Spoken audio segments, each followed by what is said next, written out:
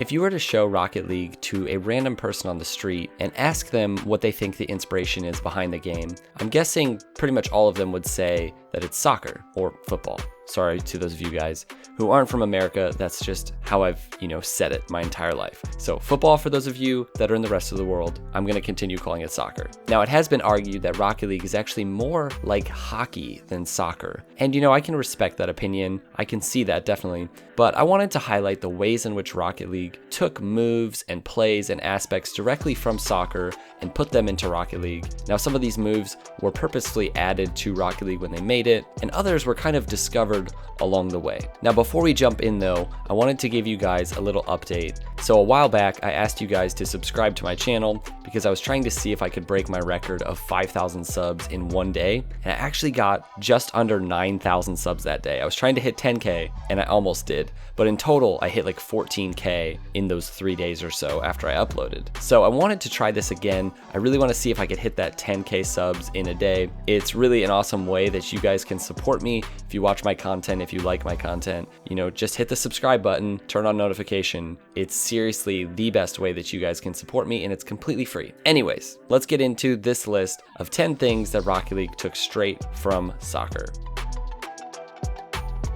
Okay, first on the list, and this might be a little lesson for those of you who don't know soccer terminology, we have here the volley. Now in soccer, a volley is basically where you kick the ball while it's on its way down before it has time to reach the ground. So the physics in Rocket League are not exactly the same as real life physics like we see in soccer, but regardless, in Rocket League, in the same way that we have it in soccer, this is an amazing little move. Obviously, sometimes you're just hitting the ball on its way down, and I guess technically that's a volley, but the more interesting aspect of a volley shot in Rocket League is when you're in a 1v1 situation and you're setting up sort of a dribble, maybe you're bouncing it down the field, and just the aspect of being unpredictable. Players often don't expect you to hit a volley shot because they expect the power shot to sort of be more off of a bounce. Now, it won't be your first instinct to go for a volley shot, but I definitely recommend giving this a try out every now and then because it can be really, really effective. Okay, number 9 goes to the bicycle hit. Now, if you follow soccer, you know that a bicycle kick, also known as a scissors kick or an overhead kick, is basically where you throw yourself backwards and kick the ball during your backflip.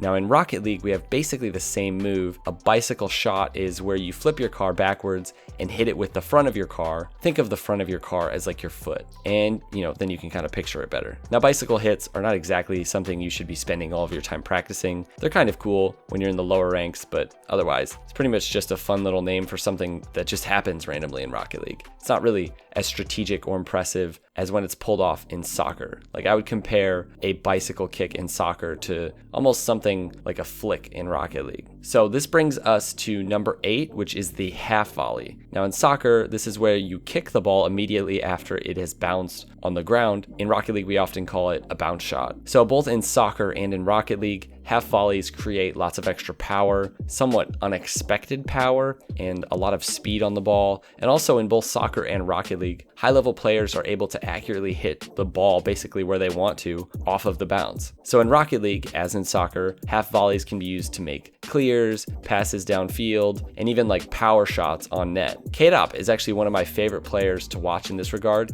He's so good at hitting accurate, high power shots on net off of the bounce. Okay, number 7 goes to the mind game. Now, I'm not sure if soccer players use this term. I'm guessing that they would probably just call this a fake. But Rocket League, with its emphasis on high-speed play and often high-risk moves, means that a fake can be incredibly effective. Like if you fake someone, say in soccer or even basketball, it often means that you make them a bit out of position. But in Rocket League, a fake often sends your opponent completely out of the play, leaving a wide open goal. Now the idea is basically the same though. You're feinting your opponent into thinking that you're going one way and, doing something that in fact you aren't doing. And then you get to make them look like a complete fool, which is always fun. So number 6 goes to the bar down shot or the crossbar shot.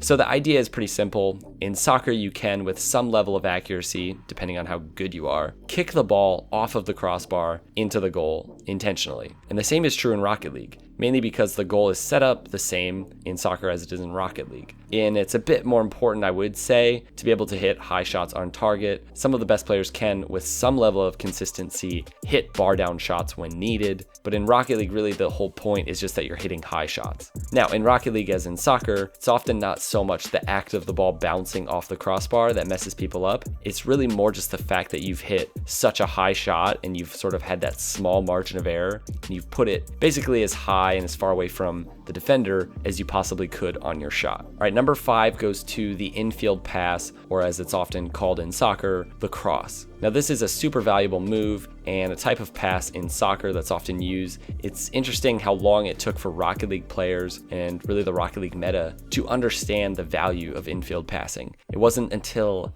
I don't know, I feel like season 4 of RLCS and onward, maybe even later, that teams really started focusing on infield passing plays. Like, it was definitely there, but it wasn't the primary way to score the way that it is now in Rocket League. Now, in soccer, a cross is a bit more specific in that you're throwing the ball out in front of the goal to your teammate, which can happen in Rocket League, but Rocket League passes across the field happen everywhere, as they do in soccer as well. So it's just that a cross is a more specific shot, whereas an infield pass is, something that happens all the time in both sports. And when I think of infield passing, I usually think of teams like Dignitas, way back when, in their sort of crazy dynasty era with K-Dop and Turbo and Violent Panda. That team did more infield passing than almost any team in RLCS history. So I will have to say, if you're like in the middle ranks or even higher ranks, it's really worth working on getting better at hitting infield passes. Like, at least try to have this in your mind the next time you're playing with your friends. There's nothing better than calling out that you're ready for an infield pass and actually having your teammate listen and make that happen and get the ball to you. And it's obviously super effective. All right, number 4 goes to the back pass. And this is also a move taken straight from soccer,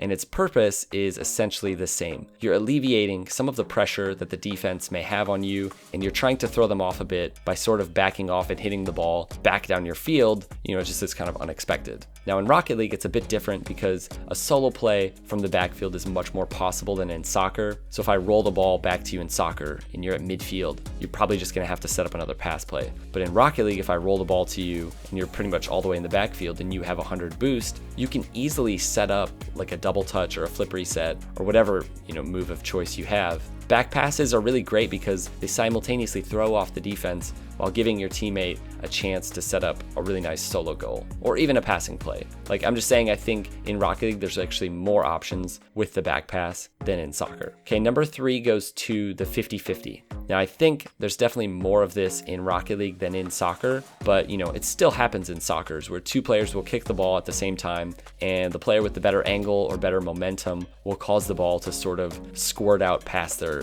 opponent. So in Rocket League, because the ball is so much bigger and the players are so much smaller, 50-50s are more defined, I would say, and more advanced and almost like a more useful skill than they are in soccer, because it's just so much more rare in soccer. In Rocket League, there is sort of a more predictive element having to do with blocking and positioning skills needed when challenging the ball at the same time as your opponent. So I would actually say that 50-50s are more important in Rocket League than they are in soccer, but they're definitely present in both. Number 2 goes to this overall idea of dribbling. And personally, this is one of my favorite things that's been adapted straight from soccer. So in soccer, I'm sure there are levels of dribbling that I will personally never comprehend, mainly because I've played very little soccer in my life. But the main things that I see that have been adapted from soccer are things like fakes, like we mentioned earlier, the idea of changing the ball's direction really quickly to throw off your opponent, and then some of the things like flicking and setting up power shots and volleys. I don't know, I just love how Rocket League has its own little versions of what we see in soccer, and dribbling is really one of the best examples.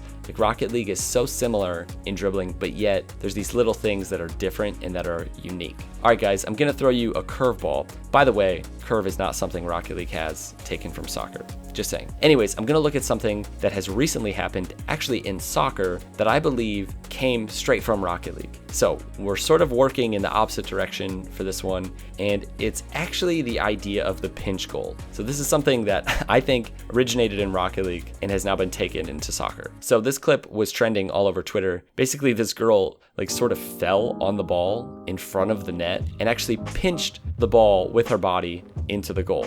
Now, I've never seen this happen in soccer. Maybe I'm wrong about this and you guys can let me know when this has happened outside of this, but this is not something I see people intentionally doing in soccer, and it's not really something I've seen people do with their feet. Like, how would you be able to put any serious power on the ball if you tried to pinch it on like a kick into the ground? I mean, I guess you can do it, but you'd be better off probably just kicking it. So of course I made a nice little video comparing the ground pinch from Pulse Fire and this shot that we see from this girl in soccer. It's pretty beautiful. All right, guys, I'd love to hear from you. What are some things that you see in Rocket League that you think came straight from soccer that I maybe missed in this video, or even things that came from other sports? Again, don't forget to subscribe like I mentioned earlier, and we're gonna try to get 10,000 subscribers from this video alone today. So go hit the subscribe button, and I hope you guys enjoyed this one. We'll see you next time. Peace out.